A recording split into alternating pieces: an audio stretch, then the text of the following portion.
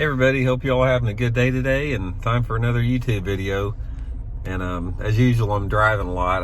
I do so much driving. I've been working a lot for my title sponsor, Bridgeford, in between these tournaments. Now we had our next tournament canceled, but I'm working even more, so I'm headed to Oklahoma City right now doing a little bit of work.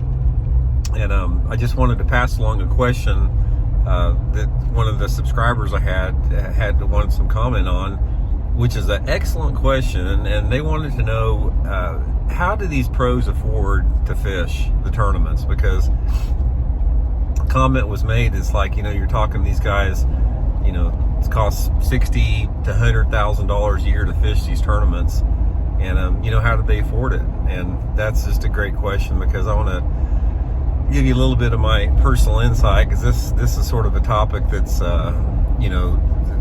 really resonates with me a lot, because I've talked about it before, and I didn't come from any money at all. I mean, every lure I bought, every boat that I had, it was made by mowing grass and washing cars, and just sacrifice and not having girlfriends and just doing whatever it takes to get on the water, which you could back then. Back when I started back in the late 70s, you could do that because fishing wasn't near as expensive as it is right now. It's not even the same world.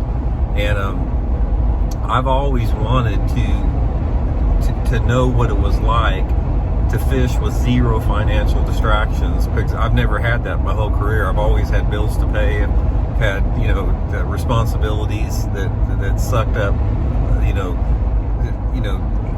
any additional money that you would have on top of the fishing expenses. So for some of these anglers to have the luxury of not having a financial distraction, I don't think that you can overestimate how unbelievable, how much of an unbelievable help that is. Because so many of the guys I know out there, probably more before than there are now, I mean, their primary deal was that they were financially distracted. I mean, I know what it's like not to be able to run where you want to run because you don't know if you can afford to get there in the gas, and instead of buying every lure that you need, you buy just what you can afford, and you do without. I get it. I've been there before, and I understand it.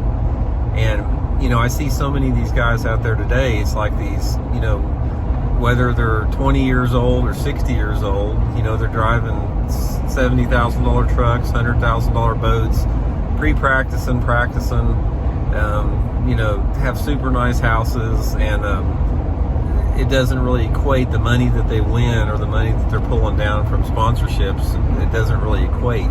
So to answer your question, in my opinion,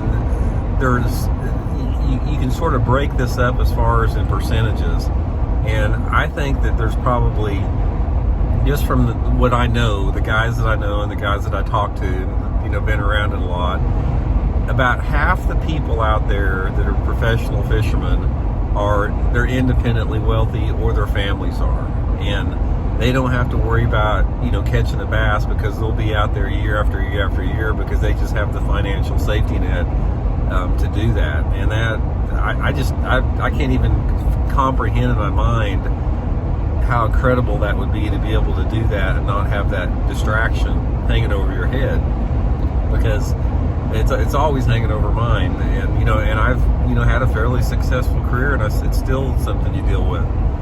So I'm going to say 50% of the guys out there are financially independent, and then I'm going to say that there's another 25% of the guys out there that the combination of the sponsorships they have and the tournament winnings that they have and leading a modest lifestyle allows them to stay out there and do it.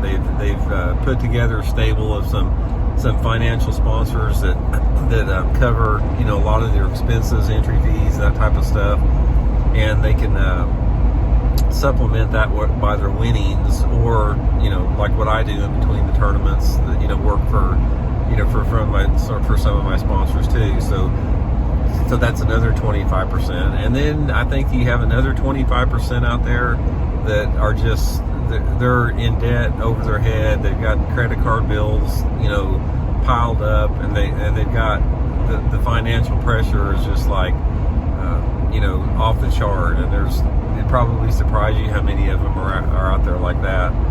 But bottom line is when you're talking about affording to fishing, it's a different world now. It's not the same as it was back in when I was getting in it back in the early mid '80s. It's a completely different ball game. You have got to have some stuff lined out. You've either got to have financial support from your family, or you got to be independently wealthy, or you got to really, really want it and work hard and make the sacrifices. Because if you're an angler in today's world, and I don't care how bad you want it, if you don't have anyone to help you starting out, it's almost impossible to make it, in a short period of time. Yeah, you could scrape around and scrimp and start out, fishing buddy tournaments and local circuits and work your way up and do good and work a full-time job. But man, that takes ever unless you just happen to hit a few good licks and win some major tournaments.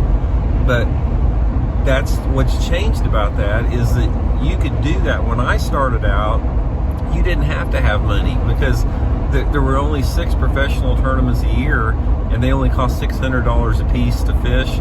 The brand new boat was $15,000. It was affordable to the average dude, and it's not now. And that's one of the really frustrating things to me, is seeing how this sport has become an elitist sport to a large degree, the way that it's set up right now and how much it costs. But to get back, I got off topic a little bit, but to answer your question, everybody's situation is different, and you have to formulate a game plan that works around your reality, as far as your financial reality, to be able to do that, or the people that do that. And like I said, unless you are one of those 50% that are financially wealthy and independent, it's always going to be, I got my GPS on.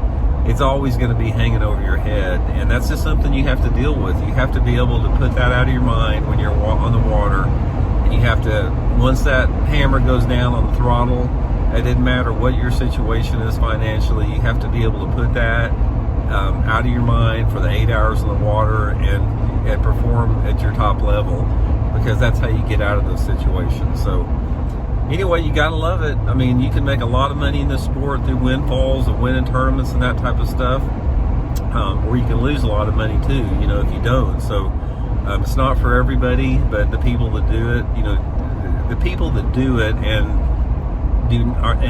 are not financially independent are the ones that really, really love this sport more than anything else, because they're willing to make those sacrifices, and they're willing to do without what other people have in order to live their dream. But anyway, I hope that answers your question, and hope everybody's doing good. Hang in there, be safe. We'll talk to you later.